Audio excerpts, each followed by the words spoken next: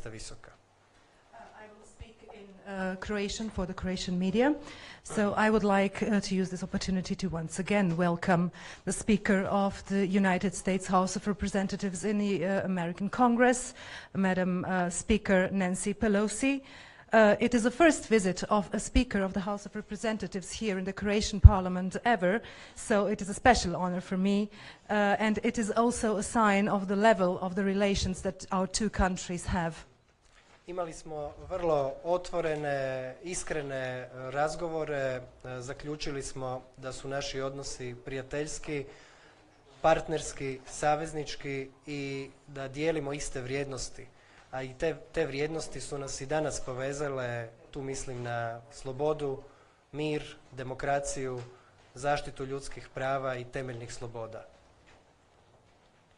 We had a very frank and straightforward discussion just before this press conference, and we reconfirmed in our talk the relations that our two countries have, which are friendly, which are partnership-like, which is a relationship of allies, between allies, and we also reaffirmed the shared values of our countries in this relation, which is the values of freedom, democracy, human rights, protection of human rights, and other shared values of our countries.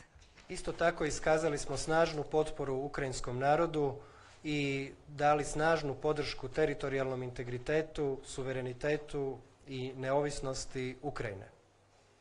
We also expressed our joint support to the Ukrainian people and Ukraine, and we also stressed our support for the territorial integrity, sovereignty and independence of Ukraine. Iskazali smo uvjerenje da će i sutrašnja konferencija Krimske platforme, koja se prvi put održava na razini predsjednika parlamenta, poslati jasne poruke podrške ukrajinskom narodu, podrške teritorijalnom integritetu i da ćemo učiniti sve kako bi Ukrajina dobila ovaj rat, a ruski agresor bio poražen. And tomorrow at the first parliamentary forum of the Crimea Platform that will be held here in Zagreb, we also wish to send a clear message of our support to the Ukrainian people and to Ukraine, to its territorial integrity and sovereignty. And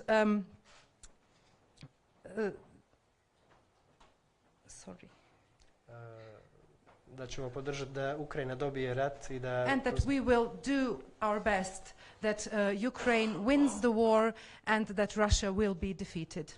Što se tiče bilateralnih odnosa, iskazao sam zahvalnost predsjednici Pelosi na tome što su Sjedinjene Američke Države ukinule vize za hrvatske građane, što sada imamo privilegirani tretman kada je u pitanju putovanje naših građana u Sjedinjene Američke Države.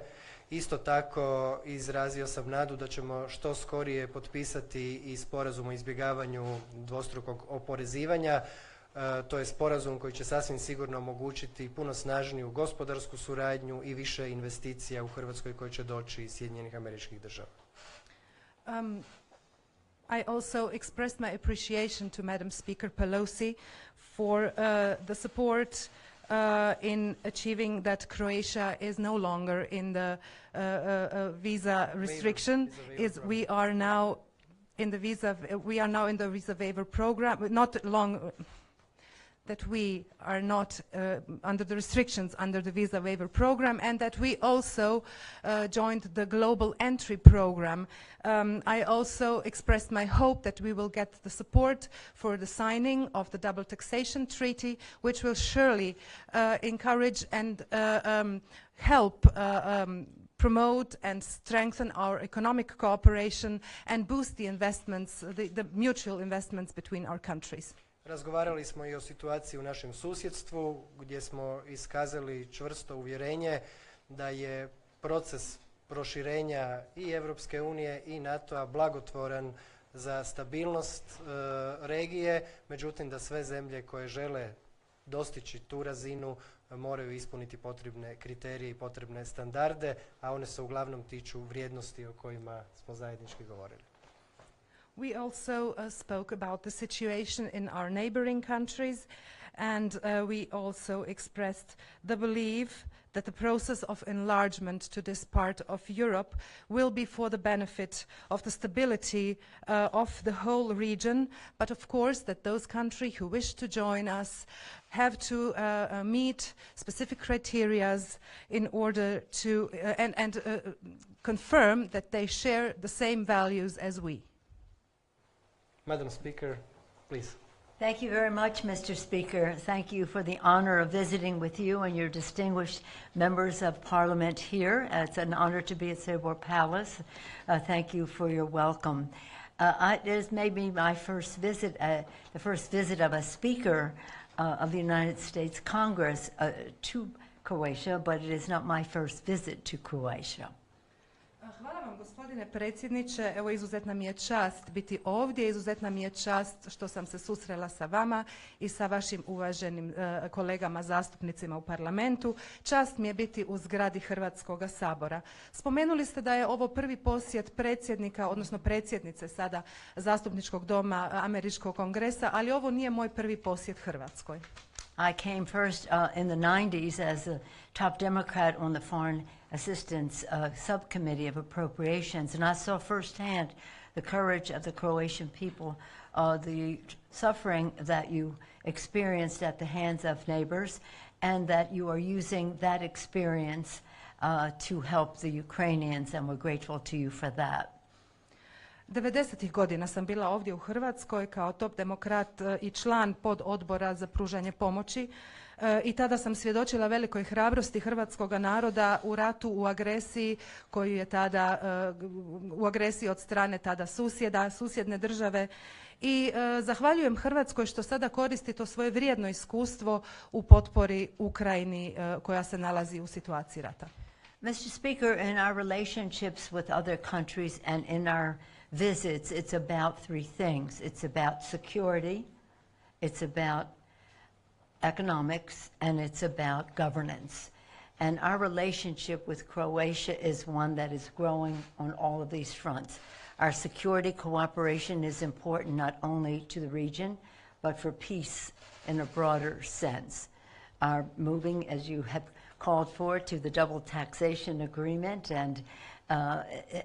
and further investment from the U.S. into Croatia and vice versa is a really important part of our present and future.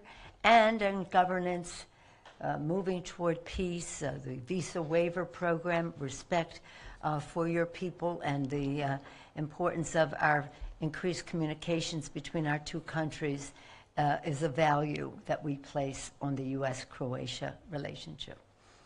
Evo, gospodine predsjedniče, kada govorimo o odnosima sa drugim državama, odnosima Sjedinjenih Američkih Država s drugim državama, tri su stvari koje su nama uvijek najvažnije. Na prvom mjestu je sigurnost, na drugom mjestu gospodarstvo, a na trećem mjestu upravljanje. I mogu reći da naš odnos sa Hrvatskom na sva ova tri područja je u porastu.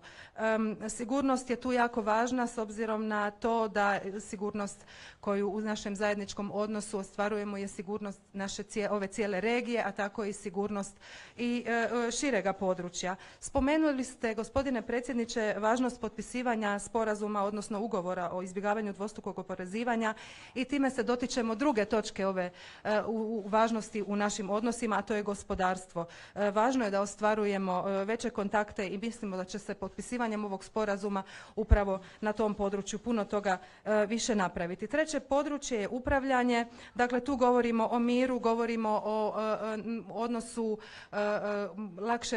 lakšim putovanjima, olakšanim putovanjima među državama, o komunikaciji među ljudima. To su sve stvari vrijednosti koje stavljamo vrlo, vrlo visoko na našu agendu kada govorimo o odnosima naše zemlje sa drugim državama.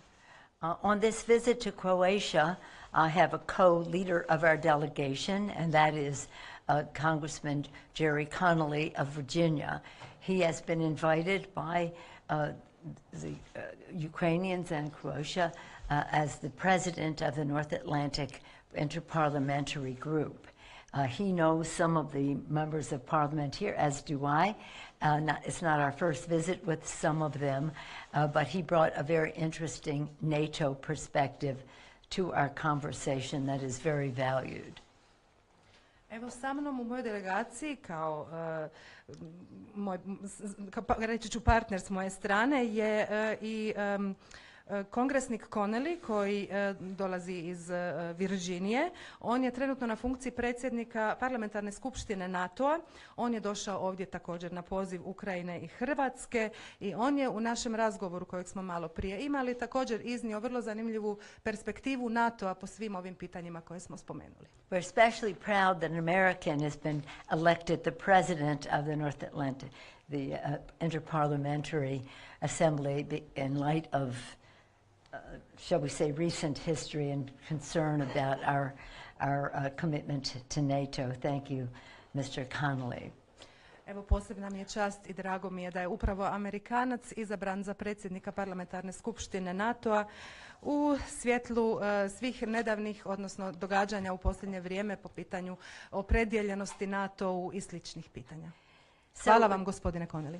So we're very grateful to President Zelensky for his invitation to be here, for Speaker Stepanchuk for the invitation he's extended to so many of us to participate, giving us an opportunity to come to Croatia so we can renew our friendship. And I thank you, Mr. Speaker, and the Prime Minister for the hospitality you're extending to so many scores of countries participating virtually, and more even so in reality here, to discuss the important issue of democracy, to admire the courage of the people of Ukraine for their courage to fight for democracy for their country, and to be grateful to the people of Croatia for the hospitality that you have extended to Ukrainian refugees, for the military support you have given, for, again, using your own experience as a model for how this comes to a victory, but not only that, those responsible for so many atrocities are held accountable. Iskoristila bih ovu priliku da se zahvalim predsjedniku Zelenskom i predsjedniku parlamenta Ukrajine Štefančuku što su nam uputili pozive da dođemo na ovaj summit u Zagreb. Također zahvaljujem vama, gospodine predsjedniče Sabora, i predsjedniku Vlade Republike Hrvatske što ste nam omogućili da u Zagrebu, u Hrvatskoj, evo možemo tako rekući obnoviti naše prijateljstvo. Također iskoristit ćemo ovaj summit da iskažemo našu zahvalnost i naše divljenje ukrajinskom narodu na hrabrosti koje pokazuje u borbi protiv ruskog agresora. Vrlo je važno sudjelovati na ovom summitu. Rekli ste da će brojne delegacije sudjelovati putem videolinka, a što je još važnije, brojne delegacije će biti uživo i sudjelovati na ovom sastanku gdje ćemo raspravljati o pitanjima demokracije, gdje ćemo, kao što sam rekla, iskazati naše divljenje Ukrajincima. I isto tako bih htjela zahvaliti hrvatskome narodu, evo upravo na toj podršci, na svestranoj humanitarnoj pomoći koju su pružili ukrajinskim ljudima koji su primili ukrajinske izbjeglice ovdje u Hrvatskoj. To su sve stvari koje trebamo spomenuti i na kojima trebamo iskazati zahvalnost. So thank you, Mr. Speaker, once again for affording us this opportunity to have a conversation with your colleagues so that we can once again share with you the importance of the U.S.-Croatia relationship, how important we are to each other, what a future we see with each other as we go forward. And again, to thank you because Croatia presents itself as a very comfortable place for us to come together to talk about peace, diplomacy, ending the war in Ukraine in a way that is victory for democracy. Thank you, Mr. Speaker. Thank you, Mr. Speaker. Evo, htjela bih se zahvaliti još jedanput, gospodine predsjedniče, što ste nam omogućili da se sastanemo i sa drugim zastupnicima i zastupnicima iz Hrvatskog sabora s kojima ćemo razmijeniti također naša razmišljanja o svim ovim pitanjima koje smo spomenuli. Mi smo važni jedni drugima, važno je da obnovimo, da jačamo našu suradnju naših dviju država jer smo važni jedni drugima upravo za naš put za budućnost. I važno je, i mogu reći da mi je jako drago i jako se lijepo osjećam ovdje u Zagrebu gdje smo se okupili, gdje ćemo se okupiti sutra da razgovaramo o miru, o sigurnosti, o tome kako okončati rat u Ukrajini i na kraju kako omogućiti da se postigne pobjeda Ukrajine. Thank you. Thank you, Mr. Speaker.